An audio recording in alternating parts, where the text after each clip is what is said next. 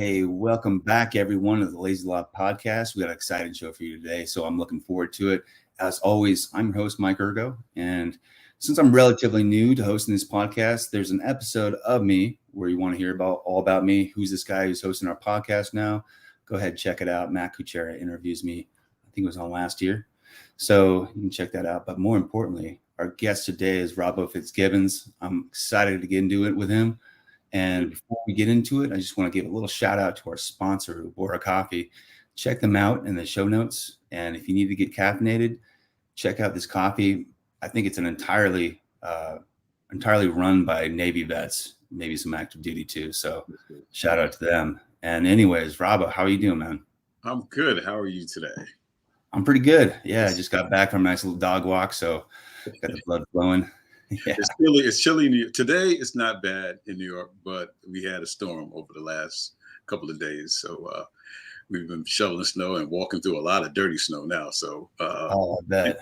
Say a prayer for us because we're losing it over here. Yeah, you got power though, huh? Yeah, thank goodness we didn't lose any power, so everything was great. But it's just a lot of snow. I'm not a fan of snow, so it's a lot. Yeah, one thing I appreciate about where I live in California, we can go check out the snow and then come back. So, man, I'm gonna be there one day and for a while because I got to get out of this snow. It's crazy. Well, we'll welcome you. There's plenty of people leaving the state, so there's a lot of room now. So perfect.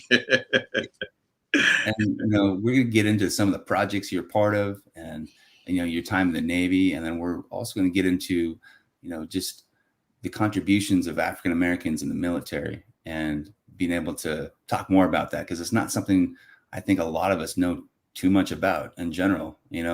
I think we talked a little offline about the youth of today being disconnected from history in general, and especially military history. I mean, I remember just going over just a cursory or just glossing over the different wars and not really understanding the contributions, of our military. So anyways, I want to hear a little bit about you, Robbo, and your connection and your time in the Navy and what that was like for you. Oh, wow. Yeah, I started my career in 1984. I was just turned 18. I was very young. And I didn't have a clue on what I wanted to do out of high school. My dad was a merchant marine, and he's a very structured man. And he urged me to look into the military. And I was like, okay, I'm not doing anything, and we'll see if it works. I did go to an occupational school, so I had a medical background for like 2 years worth of lab work and stuff like that. So I became a corpsman in the military, and it was fantastic. The training was excellent. I learned a lot. I got a lot of hands-on experience, from emergency care to health and wellness on board of a destroyer. Out of Pearl Harbor was my last duty station, but I was young, so I really, I didn't have a goal. I didn't have anything in mind. Because I came from a structured background, following orders wasn't anything that was foreign to me, so I did well. I wasn't a disrespectful young man, church raised and stuff like that, so it wasn't difficult for me to follow orders. So. Yeah, I did well. Everything was fine with it. I've always done music in the sense of like DJing from a kid and stuff like that, collecting records. So I always found myself DJing at every duty station that I was at around the world. So to me, it was a normal thing. But it's the big thing now. DJs fly around the country all the time. But I guess I was doing that in the 80s and didn't realize I was a fly jock DJ, but I was. So it's like every unit. I remember being on ship for about 6.5 months, and everybody appreciates the guy who can cut hair. Exactly. Appreciates the guy who has good music and knows how to put a mix together. Right. and you know, and I cut hair too. But how did that happen? I have no clue. But I ended up cutting some hair. I guess because I was cutting my own hair, so people just gravitated towards me for that. I guess it was fashionable. Being from New York, knowing the styles and playing the music, I guess it just, well, I can make you look like something, and I was cutting hair, so it all kind of gelled together. So I did 5 years. At my third year, is when I got on the destroyer, the Joseph Strauss DDG 16 out of Pearl Harbor, and ended up going to the Gulf. Operation Praying Mantis. Sometimes as I get older, it's a little difficult to talk about it, but it was either us or them. I'm here, and they're not. So it's wartime. You know, something that I never thought, and this is where the disconnect is, like we talked about earlier. As a kid, high school, did complete disconnect to real time war action that's going on, even as we speak now, and never thought about, okay, me being in wartime, not me. I'm just a guy from Long Island. It's not gonna happen. And here I am signing a will before the West back. Like, moment doing that, isn't it? That was a sign right there. They was like, well, here's some paperwork. I was, what's this? It's a will. Make sure you have somebody on here that you want to collect your stuff. And I was just like, a will? Why are we signing this? And things got real at that point as I grew up quickly. I was like, a will. That was a sign right there. Yeah. Signing that. And then once you get, you know, in foreign waters or on shore, you know, foreign hostile countries, it really, you know, hits home for people if it hasn't already yet, because, you know, you think of the training, you think of the weekends, you know, fun, it's leading to that. But I think a lot of us are good at pushing that out of our minds. And you're right. I think there's a big disconnect in the country in general today, because we have less people in all voluntary force serving. And so we can sustain these wars for a long time if you just keep asking the same people to go over and over again. Right. So, I learned a lot. It was, like I said, I grew up quickly. I'm fortunate enough to have been under the guidance of our CO. Samuel Anderson.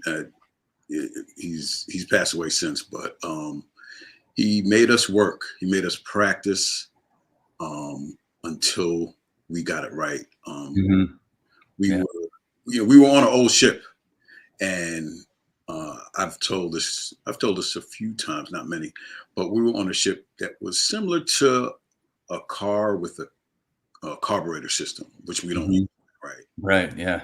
So imagine flooding the carburetor and the car doesn't start. It's pretty much simple. If you know anything about cars, this is how it works. We don't see that now in new cars, but we were on a ship like that. And if we flood the ship or the steam, you know, we don't get enough coal or whatever the situation is, we're stuck in the water dead. So imagine being stuck in the water with the enemy chasing you. Yeah, not a good place to be. Not a good place to be. So we practice not getting in that situation. We practice it so much that the wives complained that we were out to sea too much. Literally went to command and was like, why are they always going out to sea? Why are they always practicing right outside of literally looking at Waikiki? We're looking at Waikiki. And as a kid, I'm like, how come we can't go hang out? Like, I'm missing DJ parties and everything. I'm like, I'm missing this because I got to be here. I'm like, what's going on? And it to our advantage and saved our lives. Practicing and being on point. And it's something that I use to this day as far as just being diligent with whatever I do, practicing, I just apply that and remember the hard times that, say you wanted to go play, but you got to do this work first. So, I learned a lot. I can imagine. And that's one of the things that I really respect about, sailors, and especially at sea, because you have your primary duty as a corpsman, and then you do what you do when it's general quarters or something happening. You got to run the ship. And so you take a break from that and attend to what needs to be attended to. Exactly. So it was a wide dynamic for me, because coming from, like you said, being a corpsman, and then now you have a 9 on your hip now. You know what I mean? It's like now it's like, okay, this is a different situation. Someone might be on the boat that you have to shoot. It's different now. So it was quite an experience. And so as we're talking, I'm wondering too, how did your time in the military inform the way you DJ'd or affect the way you interacted with music? Did it have any impact that you're aware of? It did, technically, and from a social aspect, understanding. Well, I knew at an early age that music brought people together.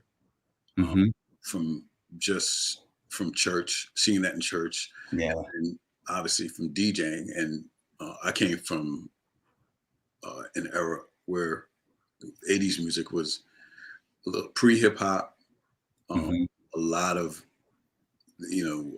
European music was filtering into the States, and it was just good music. You're talking about classic rock, good music. Van Halen, you're talking about Run DMC, and we mixed all that together. I mean, it was just what it was. So I always had that connection that music brought people together, no matter what it is. And it's still true to this day.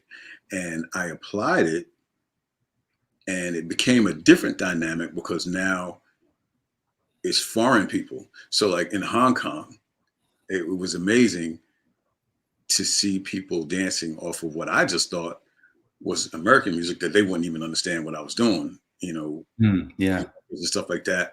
But they really gravitated towards what I was doing, and they had a great time.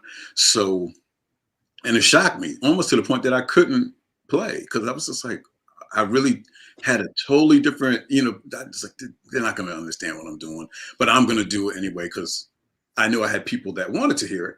So, all right, cool. And they let me play it. So I'm like, all right, well, let's do it. And it was a fantastic night. And there was a lot of nights like that, from Hong Kong to the Philippines to even some places in Pearl. There were a lot of places that I played that I was surprised that they were gravitating towards American music, and especially hip hop style. Right. Together. It was like, wow, okay, cool. And so it all gelled together. It made sense after the first 2 times, like what I had already known from just being in the States.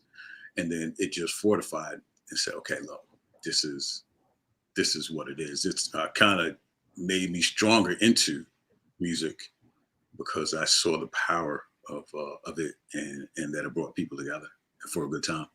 Yeah, there's a few things that really bring people together: good food, good music, and the other one we're familiar with in the military is like shared suffering. Yeah, so, absolutely. Oh my gosh. Yes. I remember coming together in boot camp with people from literally all over the country, like I'm sure you did too. Yeah. Just about every racial backgrounds, socioeconomic backgrounds, all kinds of different people, and you're forced to work together to achieve a common goal. Exactly. And so you had the benefit of at least 2 of those things working for you. And when I went in a few years after you in 2001.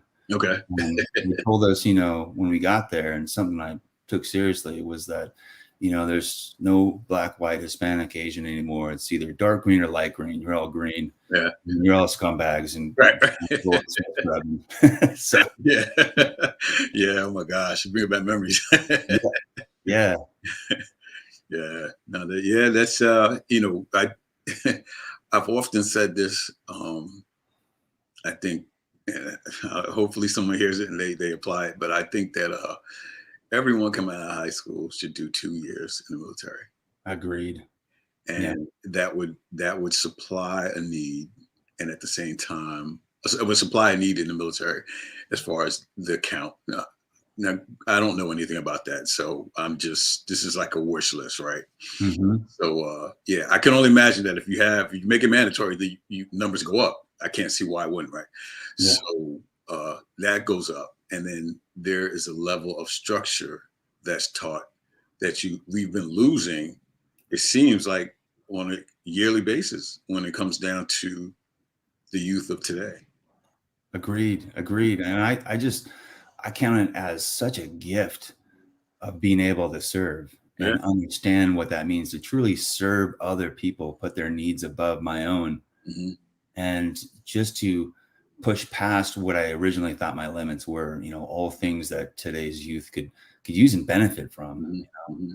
It's not that you or I want people to suffer needlessly, but the benefits of having served and enduring some of those hardships, there's evident in your career, evident in my career, evident, a lot of us who served. And it's so biblical. We're called to serve. So, I mean, if this doesn't teach you, then you'll never get it. So, it's biblical. This is what the country is standing on, in the sense of the word of God. And it doesn't change from religion to religion, or, to whatever your spiritual, there is a level of servitude, right? So no matter what, there's always a level of thinking of others before yourself. And that 2 year, military, that's ultimately what it is. Yeah. Service. So, if we did like a 14th and 15th grade, 13th and 14th grade, right? Mm-hmm. Yeah. You get out and you're like, okay, cool. You served the country, and the military got 2 years out of you, and you learned some things. You met a lot of people that you probably wouldn't have met. The same, benefits that we're talking about now. You got to travel, and you may have said, hey, I'm gonna stick this out. I like it. I think I'll do it. Or you can get out and, you'll be older, you'll be more mature, and you can get out and make some critical decisions, right? So agreed. But that's a wish list. So wish list. I hear you. No, it's a good one too, and it's practical.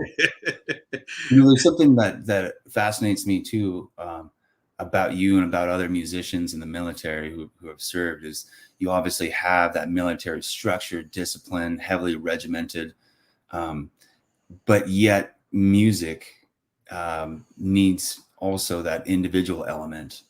Whether that's improvising. On an instrument, soloing, or just having that artist flair, putting your own mark on it. So I'm just wondering how you managed to have both of those and make that work. For me, I've always had, even as a child, I've always had something going on in my mind mm-hmm. that was rhythmic, right? And it always applied to whatever I was listening to, whatever mm-hmm. I was collecting, whatever was playing on the radio and stuff like that. And I was always editing whatever I heard or adding on to it, but, whether not physically, but like, okay, you're embellishing on or just adding on to whatever it was. Whether it was singing, because I sang in church, and it would be like an extra note I would sing, mm-hmm. what happened if we made a 5-part harmony instead of what it was, So that has always just been something that I would do. And as a kid, even I would do corny things where I would take clothes and cut it and then put patches on it, and so it would look whack. I got teased in 3rd grade so bad. I was like, I never, and it hindered me from doing any more clothing lines. That was so horrible. But you know, that's where the creative part of it came. It was just always, you know, and I don't know why, just I don't know, but it was always that. And then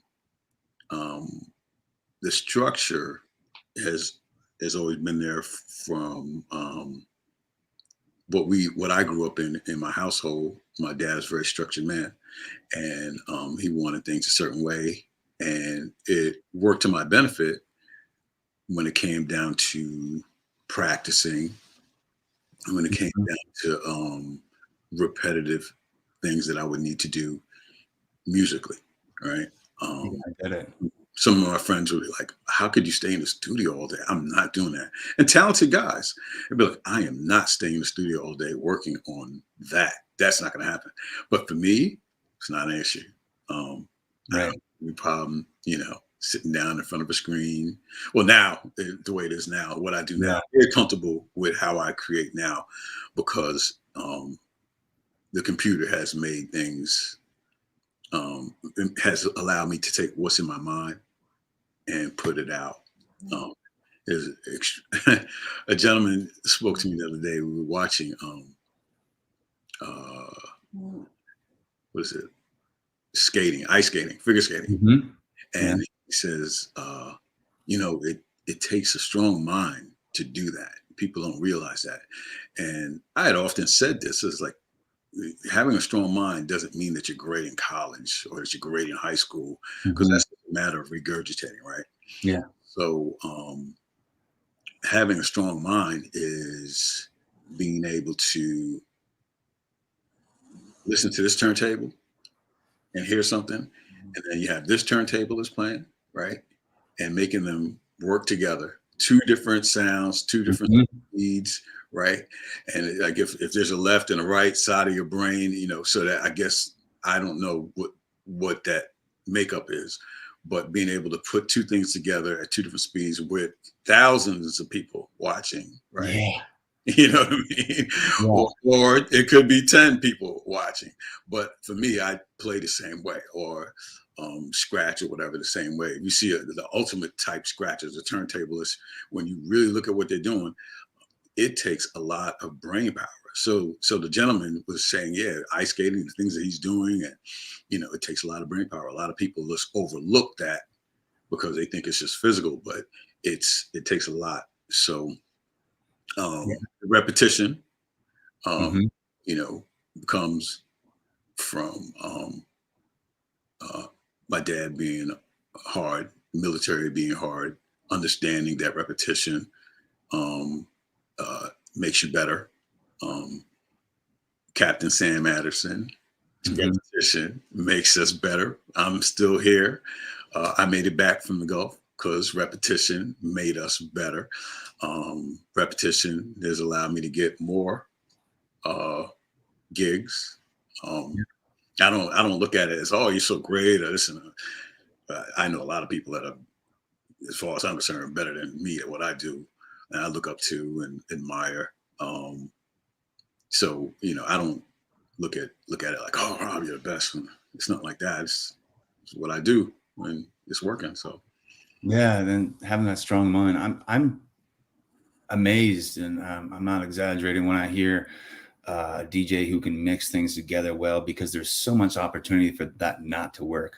Talking about two different songs, it just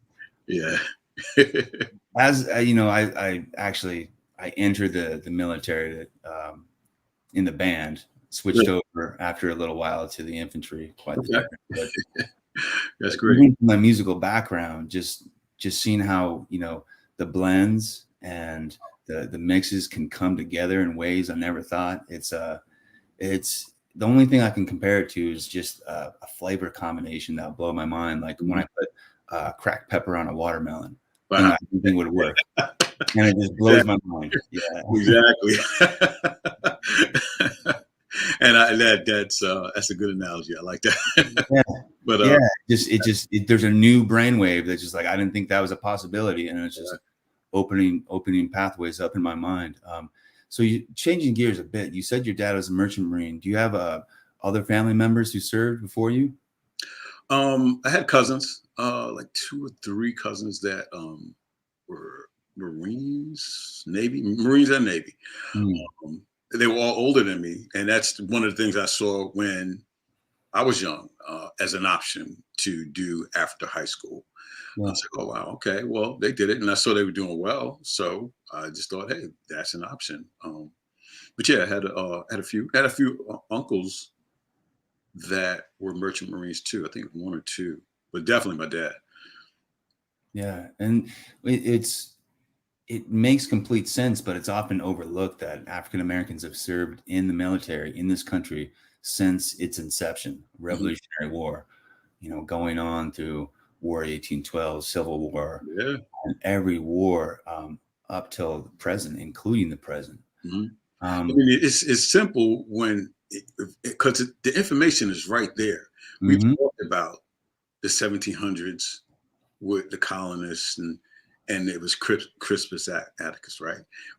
It was there, and then it's like, okay, and then 1800s, all right, Buffalo Soldiers, it was there, right? Oh wow, but somehow we're just missing it. I know those are things that I didn't learn in school. I learned in church and then reading somewhere else. But even as we reach into the 1900s with the Harlem Hellfighters, right here in New York, right? That wasn't something that I learned that in college through a history, because I studied history and social sciences in college. And I learned that in college. I had to pay for that. So for our audience who aren't familiar with the Harlem Hellfighters, who were they and what were they about? It was the 369th Infantry, it was called, and they went. I think one of the biggest war efforts that they were involved with was in France during World War I, right? And they, because there was segregation in the military, they weren't expected to do well. Put on the back burner. Okay, send the least out, and then once they're dead, we'll send the better out, right? But they didn't die. They didn't do bad. They performed well, and it was a shock to the culture of that time. But they earned medals and awards. I don't remember exactly all of the names of the awards, but they went down in history for doing significant work and efforts in the war. So, and right out here in New York. So, these are things that we just didn't know. Just didn't know. And I saw a documentary, and the unit designation escapes me. I'm still trying to learn Army units. But it's nice and simple in the Marine. The first 89 are infantry, and then the others. So, but it was an all-black tank unit in World War II, fought in France and liberated some cities there from the Nazis. Wow! And just seeing the tearful reunions of these soldiers when they went back to France and how they were welcomed by all the people who were remembered in those villages. I think they went back in the 80s. Right. And that's not something we hear about too much. And that's not far away. We're talking about less than 100 years ago. Less than 100 years ago. 100 years ago. And, there's a lot of people walking around here that are 80 years old. So, there's a lot of people that still remember that was involved, that had family members that were involved, and can go back, like you said. And they're like, yeah, thank you for your efforts, Yeah. And we're not applying that. We're in a time now where it's a me-centered, it's a self-centered society, and there's no level. We've talked about it earlier. There's no level of trying to serve. We're missing that aspect. The church is desperately trying to get people to understand that servitude is an attribute of Jesus Christ, right? Right. And if we would just do like Jesus did, right? WWJD, we would just follow that, maybe it wouldn't be so much road rage, right? Oh, yeah, exactly. And the simple, the little trick to it too is that serving others is fun. I love it. It feels good. Mm-hmm. I think there's this picture of serving others, or serving has to be some form of corporal punishment, or like picking up cigarette butts in the quad. But it doesn't have to be. Right. No, it doesn't. Not at all. Not at all. And it's funny because that's how I look at music. And, it's if I'm DJing somewhere, the host or the person that's hiring me is expecting me to manage their dance floor, right? Right. And I'm catering to them for what they want to do. If I'm creating music, typically it's to make someone else happy, right? So that's what I'm saying. Okay, cool. I'm doing something for your benefit, right? Not and not from and it's so funny because the pivot could be like I'm doing something and then it's going down, like I'm doing something for you. No, I'm not that way. I'm looking at it like I'm doing something for you. Like I'm down here and I'm doing something for you, right? I like that. And but now music now is like, okay, I'm hot. You do what I tell you to do. And it's like, no, it's not necessarily the case, but yeah, you got to read the room, it sounds like. And as opposed to, bands or certain groups that play where people know what they're getting when they go to it. I mean, I guess some people know with famous DJs, what they're about, but it seems to me that DJs have to read the room a lot more and check in with them a lot more in order to, keep that connection, keep them happy. Right. Exactly. So to me, it's serving. You're serving. Serving. Yeah. And I've always taken it that way. Because I've DJ for free for a long time because this is what I like to do. Probably why I'm not famous and rich. I don't know. But it's when you're doing what you love, you live a long life. You stay healthy, and there's a lot of benefits to it. Less stress, no heart attacks, no unhealthy diseases, just diseases and stuff like that.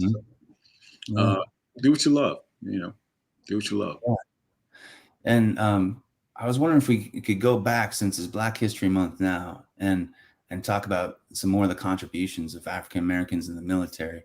Are there any stories or units or people who we need to hear about, something that sticks out in your mind of you learned not in school, but you learned, like you said, either from people in church or family members? Because I don't think, we talk about it enough. Military history is glossed over as it is. It's there's a wide dynamic of people that I could talk about.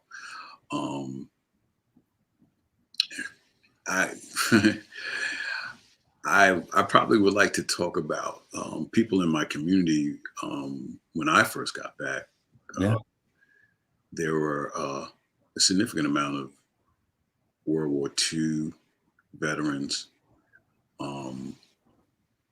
that were active in keeping the community alive when it came to understanding what they did in the military.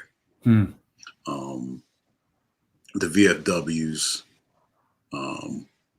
they would have events and they would congregate just for the sake of being around like-minded people. It's very similar to Lazy Lab. Very, a level of assistance, not as structured, probably definitely not an outreach in the sense of calling it that, but it was a level of outreach that was like neighborhood based, right? So if they knew somebody that came, they're like, hey, make sure you come down to VFW, let's sit down, have a drink and this and that. And it ended up being a level of friendship that everybody understands. Like, any military, hey, we're going to connect. There's always a connect. Yeah, exactly. So that's some of the things that I saw in the military family that not a lot of people know about. They hear that there's a VFW and that there's a post, and they have a building, and then it's utilized for events, and that's about as far as people know in the community. They definitely need to do better to understand what's going on with it. But I think they did great for what they did and for the times that they were in. That would be what I would focus on to answer your question. Just the guys, not just the town or the hamlet that I grew up in, but it was a variety of towns on Long Island that had a significant post, they would call it. Oh, we're going down to the post. And it would be the hangout spot. Could it use a lot more structure? Absolutely.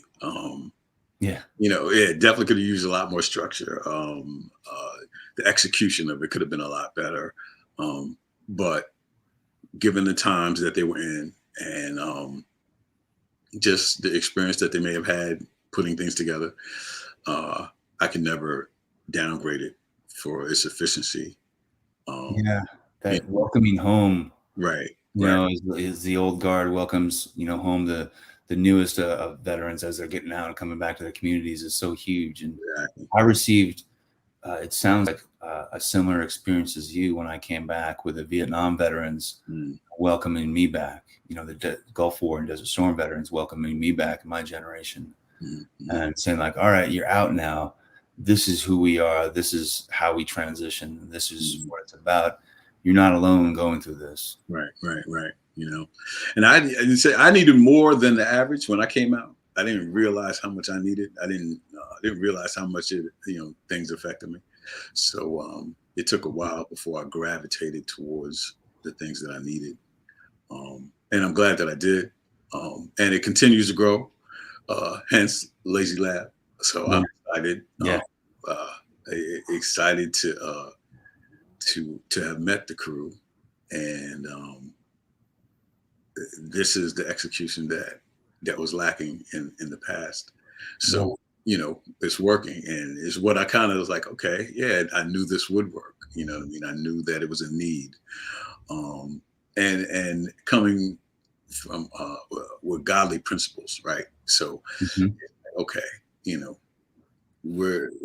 there's a foundational method of how things are going to work, and if everybody can be on that same foundation, then and the foundation is solid like a rock, right? Like this is a hymnal, right? If it's solid like a rock, then it's like, okay, cool, then you're not going to fall. So that's what is so exciting about Lazy Lab. And what's exciting about what you have going on is I know you're providing the music and the score for documentary Hidden Wounds, correct? Correct, absolutely. That is going to be an exciting documentary because it's going to detail ways that people are outreaching to people that have served in the wars, whatever it is. And this is part of that acknowledgement that was missing that I talked about earlier. It's like, we don't know that these things are going on. Exactly. So Nicole Emilio Casper, she has been fantastic at putting everything together. She's working hard behind the scenes, making sure that everything is in place, all the filming and there's a whole bunch of stuff. I do the music. So I'm so out of order talking about anything that she does, but I know when I talk to her, she has little time to talk. Hurry up, this week you get, and then all right, thank you, and then that's it. But it's going to be fantastic. Yeah, and I've watched the trailer of it. Just Hidden Wounds, talking about a lot about post-traumatic stress, about the things we don't see. Right. So everyone listening or watching today, definitely go on YouTube and just search Hidden Wounds or Hidden Wounds documentary. You'll be able to see and hear what it's all about. Absolutely. So where can we find you? Where can we connect with you? Where can we see what you're doing next? My website is RobboFitzgibbons.com. Is the way it's spelled right there.